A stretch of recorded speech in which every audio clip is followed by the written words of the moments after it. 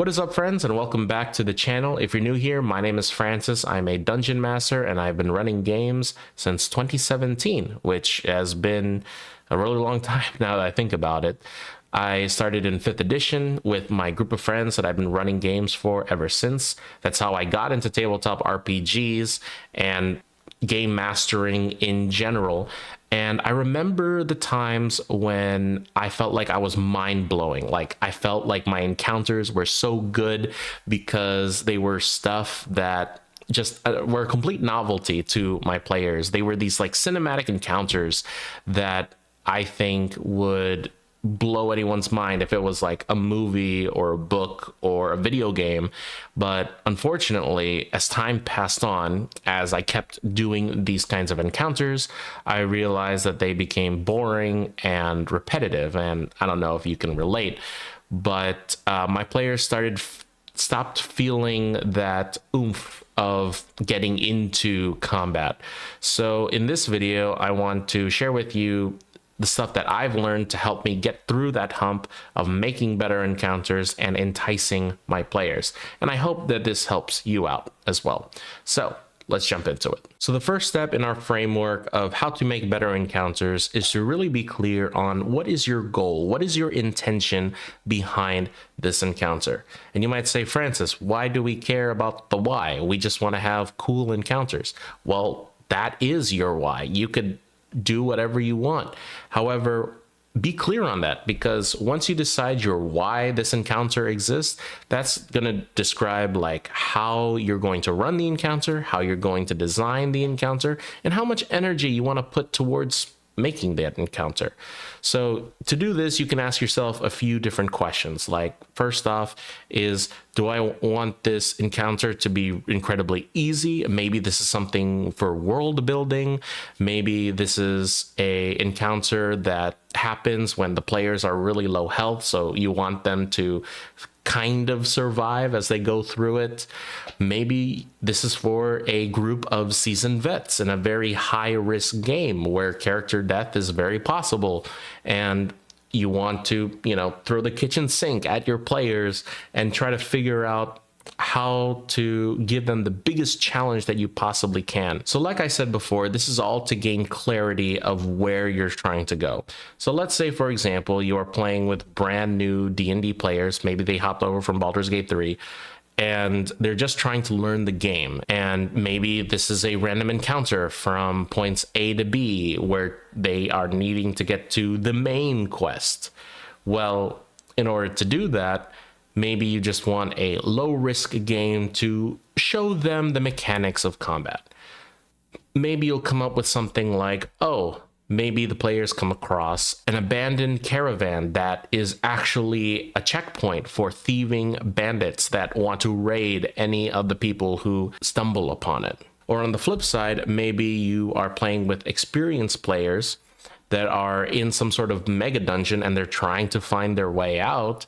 Maybe you want to have a lot of encounters, and maybe a lot more difficult encounters where resource management becomes a thing and survivability is as less than optimal. So the second part of our framework of how to make better D&D encounters is the reward.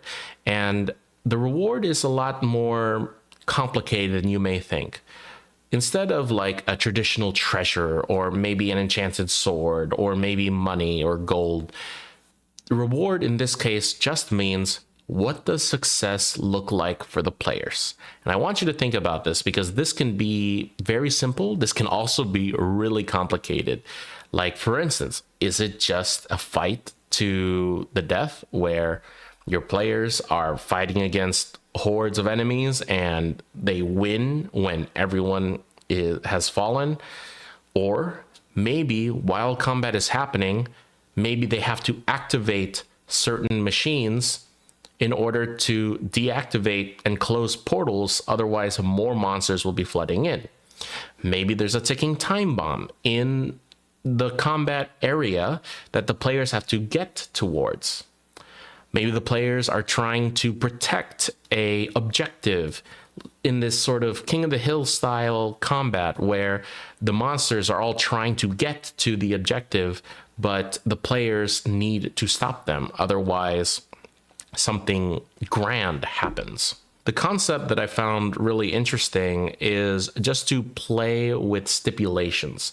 Encounters with stipulations really change the way of how people play D&D, because yes, you could have a simple fight to the death, but if you have something to complicate things, that can really spice up your encounters. Like, for instance, what if your players are in the middle of jailbreak and they don't have their magic items or they don't have their armor?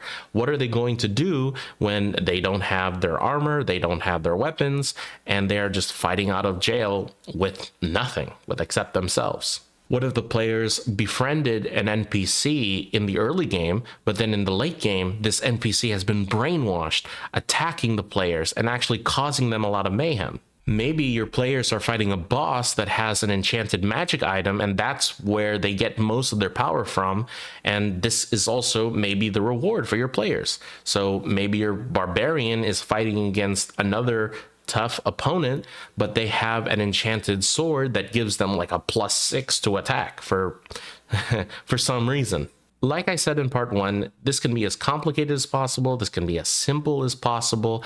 The sky is really the limit. But I do have 2 rules, though, when it comes to creating how complicated an encounter should be. The first one should be is that the players should have at least 1 to 3 ways possible of how to solve the situation through that stipulation.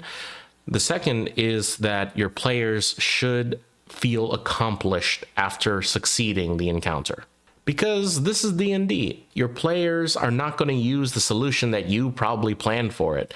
So let them come up with their solution. And if coincidentally the solution follows your pre-planned solution, then all is good. And if not, they create their own solutions. But like I said, creating those additional problems on top of combat really make it interesting for your players and for you as well as a dungeon master. For the third part in our framework, we have tactics and terrain, and this is pretty much the nitty-gritty. And mostly we're talking about combat encounters here, but how do your enemies think? How do the NPCs think? What are they going to do? And how are they going to accomplish it? And this can be a few different things. But let's start about social encounters, because social encounters are a bit nuanced in D&D. A lot of it is left up to a persuasion check or a deception check or a charisma check, which if you have bards, if you have paladins, or any warlocks, any charisma-based character, they will probably excel at these really well. So how do you make this more interesting? You don't make them roll. Making encounters where there are less rolling are extremely interesting. Let me explain. So let's say your players are at a ball, they're at a party, and they're trying to get information from a nobleman figure. Maybe the players want to go up to the nobleman and say, I want to make a persuasion check to convince them to give me the information. Well, you can do that, but the more fun way is you, as a DM, say, okay, how do you want to ask them? Like, role play that a little bit. Ask them questions of what do you want to say to the nobleman? What can you gauge from this person's appearance? Maybe they have a quirk in their personality that you can show off. And you don't even need to be an actor for this, but what I'm trying to say is if you leave things up to a roll, you make your solution black and white. Another example for this are investigation checks. So maybe you have a murder mystery where the players are trying to solve a murder and investigate the crime scene. Instead of just rolling to investigate the crime scene, well, show to them, ask them, what do you want to search in the room? There is the closet, there is the dead body itself, there is the person's bag. And you can actually go through these different items, these interactable items, and make it more fun, make it more interesting. And that's what this video is all about, making more interesting encounters. So like I said, I know that sounded a bit long-winded, but less rolling for social encounters might be better. Now for combat encounters. So combat encounters, you really want to look at what are the monsters trying to do. So maybe low intelligence, low wisdom creatures like, I don't know, a manticore, for example, something that acts on its animalistic hunger. Maybe you have an ooze that is just existing, that is just reacting like an amoeba to something nearby that's trying to poke it. Whatever it is, it could just be flat out combat. For more interesting characters, creatures that do have high intelligence, maybe they are a bit more tactical. Maybe they, go for that flanking bonus. Maybe they help and assist each other similar to what the players have. Maybe the NPC is trying to take an item from the players, so instead of just fighting to the death, they're going to steal the item and then run or teleport out right away. And in that scenario, you avoid the fight to the death unless your players are able to stop them, of course. One thing I've done in the past is what I call the morale roll. So maybe your players are fighting against a group of wolves that are wandering the forest and just stumbled upon the party. One thing I do is what I call the morale roll, where let's say the players either kill one of the wolves or knock one of them out. I'll do the morale roll, and if the morale is pretty low, the other wolves just instinctually flee because they want to live. Giving your NPCs and monsters basic emotions of fight or flight is another way to make combat really, really interesting, especially for the lower intelligent monsters. A great book that I've read that's really helped me with encounter building on like the tactics is a book called The Monsters Know What They're Doing. I have it on the bookshelf over there, but I'm too lazy to get it out. But it's a fantastic book. And if you don't want to buy the book, it's also free online in the form of blog posts. I believe it's from Keith Amon. And basically it talks about what most D&D creatures are trying to accomplish, what they normally act towards. Now, this is the shameless plug. I actually edit videos for another D&D channel called Key Dark Foundry, where he has a encounter workshop series where he creates many encounters, very balanced encounters for players, levels 1 to 5, and he basically goes into the tactics of what your creatures are trying to do using the stat blocks that are given to them, for example, and how to homebrew some stuff. And with things like terrain, you have things like, I don't know, maybe you have high ground and low ground. Maybe you have mud or water, standing water that slows the movement of players.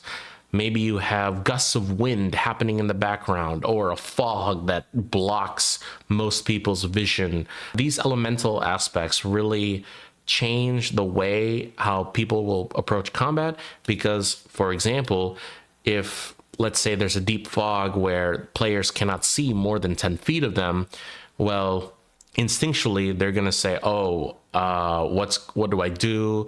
I can't aim my spell. I cannot really, what am I going to do?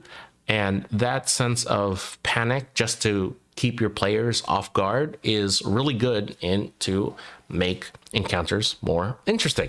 The final step in our framework to making better encounters is to balance them. Now, to do that, be sure to click on this video right over here, because if you don't balance your encounter, you're probably going to get a TPK, and nobody wants to have a TPK. Trust me, it's happened to me like 3 times, never again.